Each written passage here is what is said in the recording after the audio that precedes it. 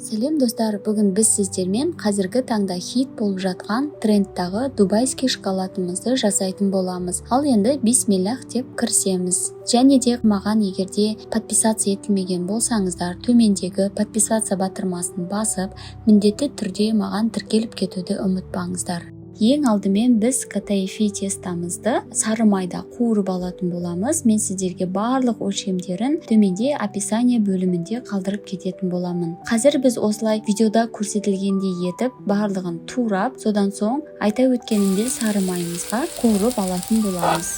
Сары майымызға қуырып жатырмыз. Бізде бұл жерде қызарып, содан соң тырлағанға дейін қуыруымыз керек. Содан соң қыздар, мен катаифи тестаны өзім қолдан жасадым. Оны сатып алуда өте қымбатырақ екен, және де мен алатын кезде дүкенде болмай қалды. Оны табу кішкене қиынға соқты. Сондықтан да мен өзім жасайтын болып шештім. Мінекей қыздар, осы видеода көрсетілгендей етіп қуырып аласыздар, қызартып, содан соң үстінен фисташка пастасын қосып жақсылап араластырамыз.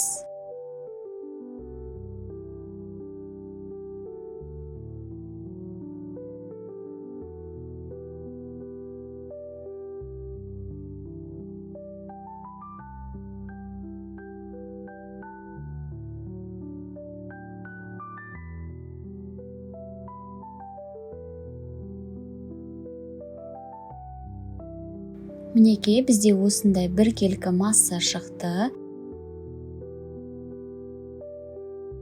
Кішкене ақ шоколадымызды да ертіп аламыз. Содан соң формамызға осылай сызықтар етіп, өздеріңіздің қалауларыңыз бойынша кез келген узорды жасай бересіздер. Бұл бізде шоколадымыздың әдемі болып тұруына әсер етеді.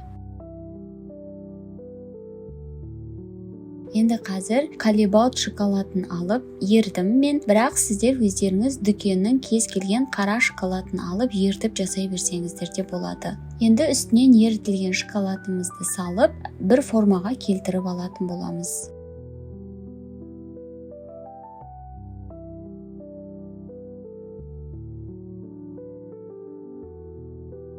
Лопатканың көмегімен немесе қасықпен осы форманың пішінімен бізге шоколадымызды жан-жағына жағып шығу керек болады.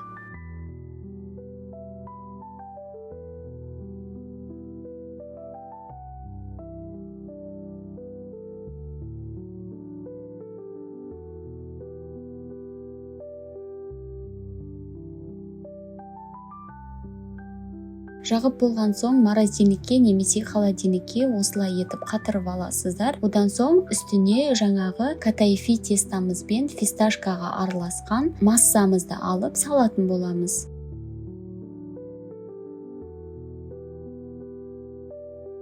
Қыздар, осыны сіздерде жасап көріңіздер. Дәмі енді өте дәмді болады екен.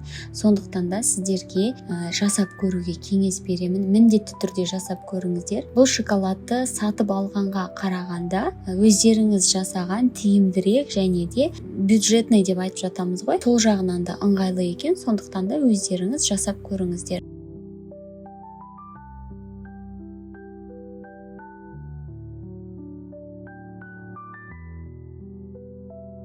Енді үстінен шоколадымызды салып, тағы да барлығын пішінімен бірдей етіп, формамызға барлық жеріне шоколадымызды жайып шығатын боламыз.